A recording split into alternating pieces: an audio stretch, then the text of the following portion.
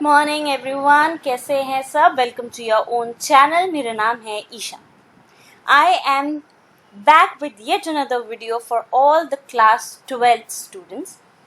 Well, ये video जो है वो स्पेसिफिकली किसी टॉपिक को से रिलेटेड या किसी भी पर्टिकुलर चैप्टर से रिलेटेड नहीं है। जैसा कि आप जानते हैं कि we are studying the tips and tricks to fulfill your dreams or to fulfill your desire of getting good marks in the exam, especially 12th के लिए तो बहुत ज़रूरी है। and this is exactly what we are talking and we will be talking and discussing in this video। actually tips and tricks नहीं है, ये पहली चीज़ जो है वो आपको ये समझने की ज़रूरत है कि आपका एग्ज़ाम पैटर्न किस तरीके का आता है, मार्किंग स्कीम कैसे कैसे है। ये सारी चीज़ें आपको इस वीडियो में समझ में आ जाएंगी, ठीक है। क्लास 11th का अगर थोड़ा बहुत आप लोगों को थोड़ा बहुत याद हो तो वो ही थोड़ा पैटर्न समझ में आ जाएगा यहाँ पे भी, कि आप किस तरीके से क्लास 11th में पढ़ा करते थे, क्या किस तरीके से क्लास 11th में आपने पेपर दिए, ठीक है। अगर मैं बात करूँ कि पिछला पैटर्न क्या था और अब नया पैटर्न कुछ चेंज हुआ है या नहीं, तो डेफिनेटली बहुत चेंज हुआ है और उसका आपको रिजल्ट जो है वो यहाँ पे मिल जाएगा। So we will be discussing just the same, ठीक है। आपकी रिलेटेड कोई भी कंफ्यूजन है, कोई भी प्रॉब्लम है, वैसे तो सारी चीज़ें आपको स्कूल से सारी इन्फॉर्मेशन स्कूल में पता चल गई होगी, ऑनलाइन क्लासेस में सारी टीचर्स ने आपको इन्फॉर्म कर दिया होगा कि किस तरीके का पेपर है। और कुछ हद तक अब तक 12th वाले जो हैं वो यूटीज देते आए हैं, वो मिड टर्म्स की तैयारी भी कर रहे होंगे जो अब अगले महीने से या from this month and start होने वाले हैं। तो उसमें आपको अब जो पेपर आएंगे वो इस बेसिस पे आएंगे ताकि आपका जो एक तरीका है, मतलब कह सकते हो कि एक पैटर्न सेट हो जाए कि किस तरीके से बोर्ड में क्वेश्चंस आने वाले हैं, उस बेसिस पे पूरा वो क्वेश्चन पेपर सेट किया जाता है। तो यहाँ पे मैंने 11th का जो आपका जिक्र है वो इसलिए किया क्योंकि जो अब पैटर्न हो गया है विद ऑल द चेंजेस, ठीक है, वो एग्जैक्टली सेम है जैसा 11th का आपका पैटर्न था।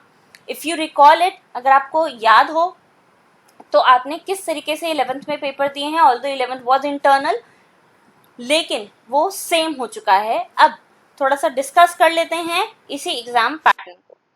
तो यहाँ पे आपके टोटल नंबर ऑफ क्वेश्चन आएंगे 35, 1 से 6 मार्क, 1, 2, 3, 4, 5 और 6, ठीक। देखिए, total number of questions of 1 marks. पहले क्या होता था, आपके 1 मार्क के क्वेश्चंस जो हैं वो सीधा सिर्फ 5 आते थे। 1 to 5 were only your 1 mark questions. लेकिन अब जो चेंज हुआ है as per the new change, ये 1 मार्क के क्वेश्चंस जो हैं वो 20 कर दिए गए हैं इन नंबर।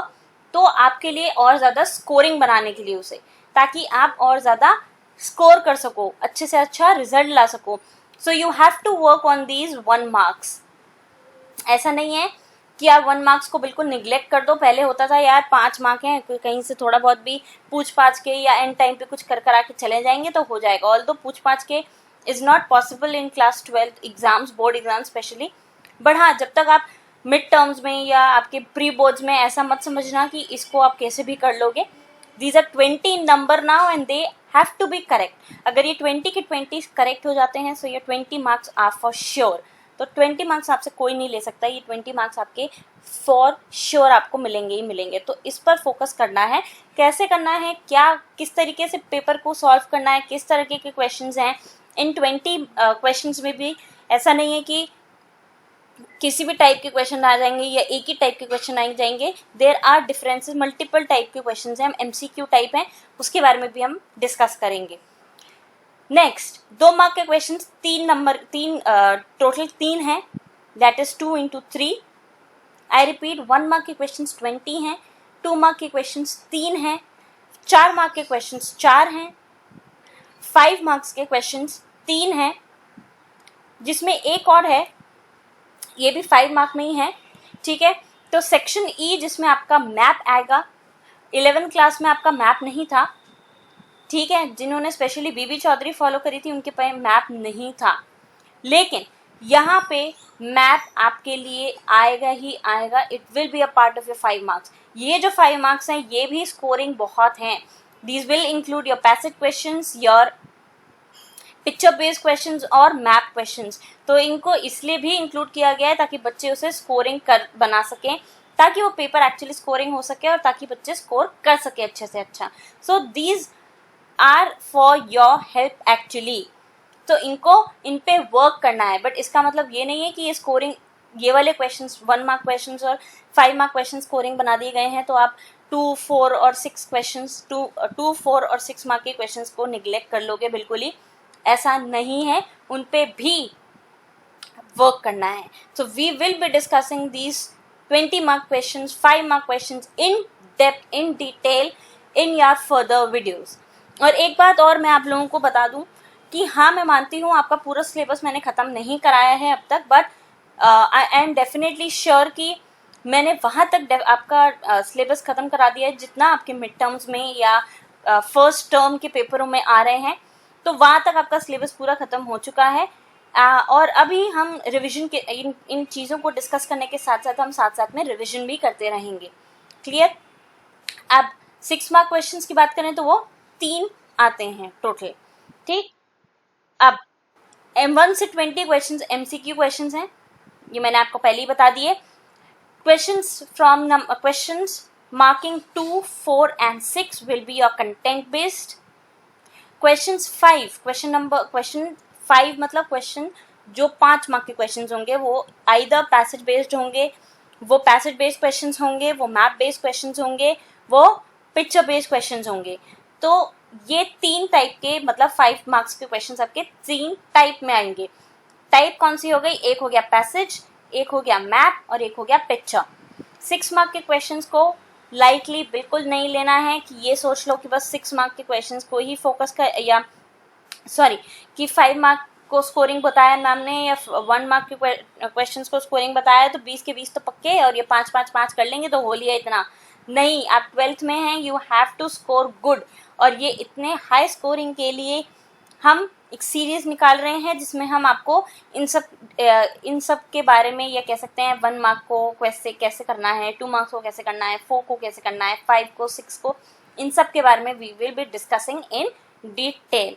तो और अपने आप से भी आप पढ़ते हो और स्कूल की तरफ से भी जो पढ़ते हो, जो इन्फॉर्मेशन मिलती है वो भी करेक्ट है बिल्कुल, इसमें कोई कंफ्यूजन नहीं कहीं से भी आपको होना चाहिए.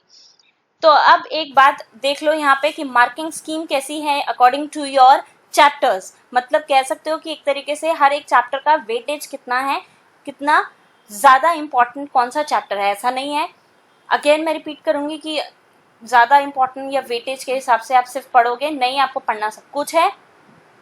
That is not an option for you कि आप वेटेज के हिसाब से पढ़ लोगे. नहीं, you have to go through your full books. तो अगर हम पार्ट ए की बात करते हैं, that is contemporary world politics, तो वहाँ पे आपका कोल्ड वॉर और नॉन अलाइनमेंट जो है वो 18 मार्क्स के हैं. द एंड ऑफ बाइपोलैरिटी, ये सब आपके 18 मार्क्स के हैं. न्यू सेंटर्स ऑफ पावर, ये सारी चीज़ें आपको NCERT की वेबसाइट पे भी डिटेल में मिल जाएंगी. आप CBSE की साइट पे भी देख सकते हैं. ये सारी चीज़ें आपको यहाँ पे अच्छे से मिल जाएंगी. ठीक है. उसके बाद अगर आपको कोई भी कंफ्यूजन हो तो आप मुझे कमेंट सेक्शन में लिख सकते हैं. So this is all about your exam pattern. इसके बाद we'll be discussing 1 mark questions कैसे करने हैं, कितने टाइप के क्वेश्चंस हैं, किस तरह के क्वेश्चंस हैं, बेसिकली उस 20 क्वेश्चन में कितनी वेराइटी ऑफ क्वेश्चंस हैं और किस पर फोकस करने की ज़रूरत है, किस तरीके से पढ़ने की ज़रूरत है, वो सब चीज़ें वी विल बी डिस्कसिंग. तो with this I would request you to please hit the like button and subscribe to the channel. Stay tuned for further updates. Thank you everyone.